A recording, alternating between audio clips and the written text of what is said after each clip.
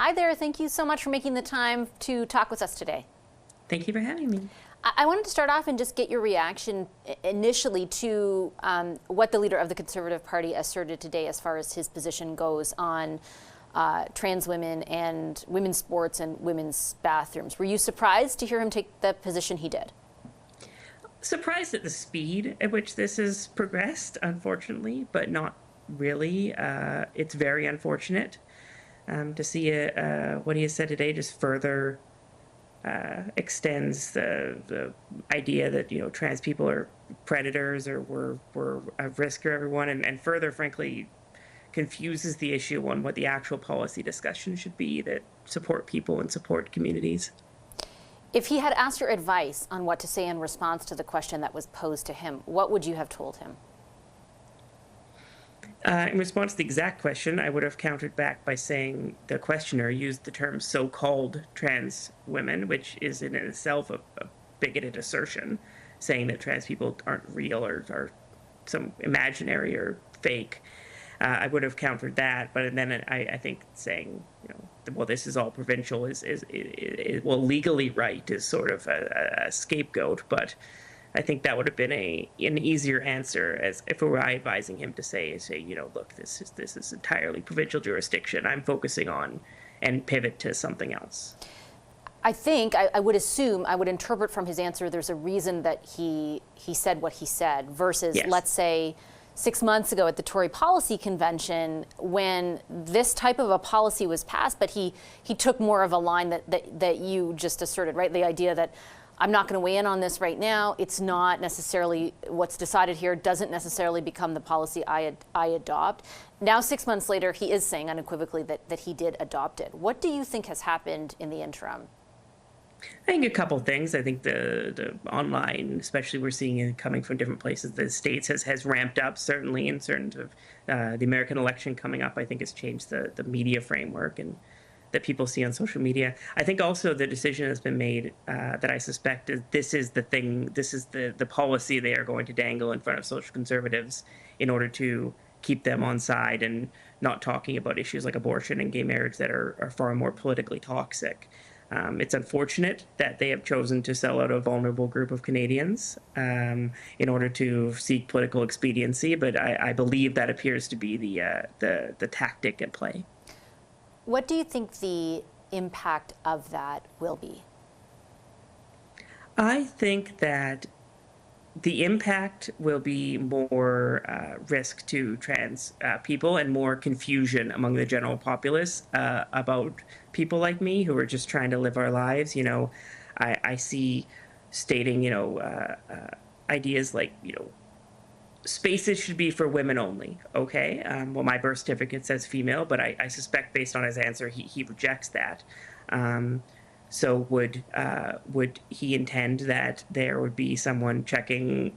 I apologize for being crude, but checking genitals at the door. I don't understand how he or others imagine this would be enforced. And so talking about it without getting into the realities of enforcement and the realities of how this will actually affect people is really dangerous because it riles people up, I think, in assuming that there are easy answers when there are not.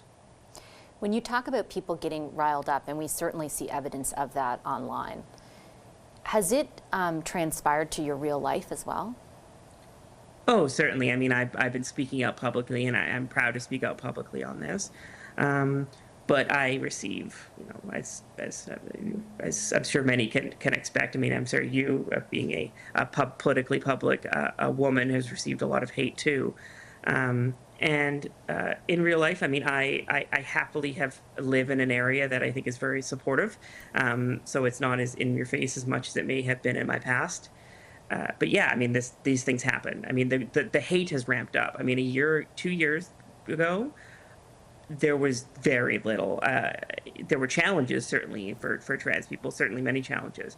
But the casual bigotry and the willingness of people to say things that I think they wouldn't have said 2 years ago has significantly increased. Would you have expected this to become as political in Canada as it is? I mean, you know politics. You ran for, this party. Like, is this what you had expected would happen here? I have to say yes. As much as that, I spend a lot of my day fighting against it. I think that it is where we can see kind of political, cultural, conservative forces globally moving towards. I think that the social conservative kind of global movement kind of figured they lost on uh, gay rights, and with the exception of the Dobbs ruling in the U.S., I think they've largely agreed they've lost on issues like abortion. And I think this is a target. This is a target they can see, and it's growing in terms of political salience. When it's really not that many people. I want the audience to understand, like when we talk about women, like teen sports for trans, banning trans women from sports, things aren't happening. Like these are solutions in search of problems. As the premier of Alberta said, well, we know there's not really problems, but we want to stop them from happening in the future. That's not a way to do policy. That's not a way to support people. It's political expediency at the cost of people's lives. What do you think will stop that? The only thing that will stop it, realistically, would be that people, the public, changing sentiment. I mean, I think we see, and I think that that may happen. I think that likely is likely to happen over time, as we saw with many other social progress issues, civil rights issues. In the short term, I think that political parties need to understand that these are not, while these may be fundraising winning issues, they're very dangerous. And as we can see in certain other conservative political parties, including the Republicans, is that the moderate country club, traditional conservatives, let's say, think they can handle these extremists and use them for money and for votes, and probably ignore them come policy time. That's not happening anymore. The chickens have come home to roost.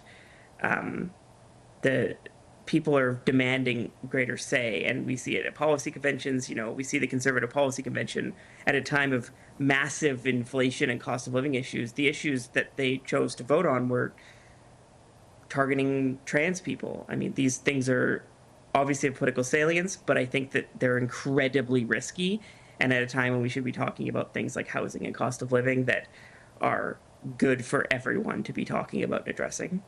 I'm going to leave it on that note. I really appreciate you making the time for this conversation. Thank you.